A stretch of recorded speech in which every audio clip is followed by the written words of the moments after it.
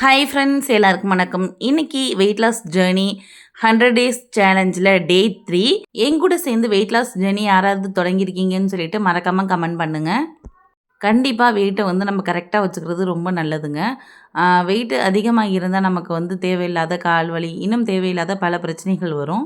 இன்றைக்கி எப்போதும் போலவே காலையில் கரெக்டாக வந்து 4:40க்கெலாம் வந்து எழுந்துட்டேன்.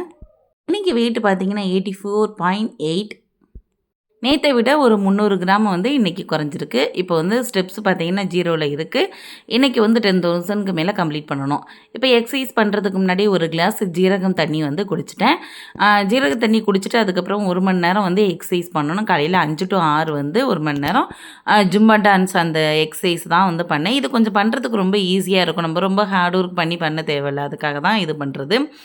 அப்புறம் பார்த்திங்கன்னா ஒரு 8 மணி போல் ஒரே ஒரு கொய்யாக்காய் சாப்பிட்டேன். கொஞ்சம் லைட்டாக பசித்த மாதிரி இருந்துச்சு. 10 மணிக்கு மேலே தான் வந்து பிரேக்ஃபாஸ்ட் சாப்பிட போகிறோம். சரி, ஒரு 8 மணிக்கு ஒரு கொய்யாக்காய் மட்டும் சாப்பிடுவோம் அப்படின்னு சொல்லிட்டு வீட்டில் காய்ச்ச கொய்யாக்காவை ஒன்று சாப்பிட்டேன். வெயிட் ஏறுறதுங்கிறது ரொம்ப ஈஸியாக ஏறிடுதுங்க. ஆனால் இறங்குறது தான் ரொம்ப கஷ்டமாக இருக்குது. நம்ம 100 கிராமாக வந்து குறைக்கிறதுக்குள்ளே போதும்னு ஆகிடும். ஃபஸ்ட்டு டே வந்து நல்ல ரிசல்ட்டு 1 கிலோ வரைக்கும் குறைஞ்சது எனக்கு ரொம்ப ஆச்சரியமாக தான் இருந்துச்சு.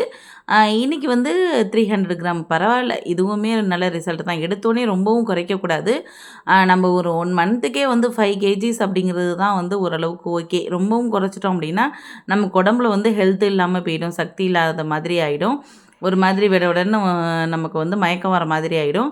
கரெக்டாக ப்ரோட்டீன், ஃபைபர் எல்லாமே வந்து மிக்ஸ் ஆகி இருக்கிற மாதிரி நம்ம ஃபுட்டெல்லாம் எடுத்துக்கிட்டால் தான் நமக்கு வந்து எந்த இதுவும் இல்லாமல் நம்ம வந்து ஹெல்த்தியாகவும் இருக்க முடியும். அதே சமயம் வெயிட்டும் வந்து ரெடியூஸ் ஆகும். அப்புறம் பிரேக்ஃபாஸ்ட் பார்த்திங்கன்னா 2 சப்பாத்தி எடுத்துக்கிட்டேன். இன்றைக்கி வந்து ரொம்ப பசியாக இருந்த மாதிரி இருந்துச்சு. காலையில் எப்போதும் ஒரு ஸ்மூத்தி இல்லைன்னா ஜூஸ் மாதிரி தான் எடுத்துக்கலான்னு இருந்தேன். சரி, ஓகே, சப்பாத்தி 2 தான் எடுத்துப்போம் அப்படின்னு சொல்லிட்டு 2 சப்பாத்தி, 2 முட்டை வந்து வெங்காயம் தக்காளி எல்லாம் போட்டு லைட்டாக பொரியல் மாதிரி பண்ணியிருந்தேன்.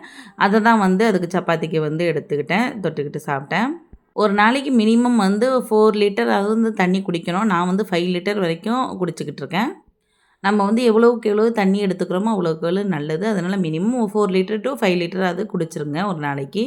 லஞ்ச் பார்த்திங்கன்னா 100 கிராம் ரைஸ் எடுத்துக்கிட்டேன், 100 கிராம் தயிர் எடுத்துக்கிட்டேன். அதுக்கப்புறம் வந்து பப்பாளி கூட்டு, அதுக்கப்புறம் பார்த்திங்கன்னா தட்டைப்பயிரை வந்து வேக வச்சு அது கொஞ்சம் எடுத்துக்கிட்டேன். காய் தான் வந்து அதிகமாக இருக்குது. ரைஸ் பார்த்திங்கன்னா வெறும் 100 கிராம் தான்.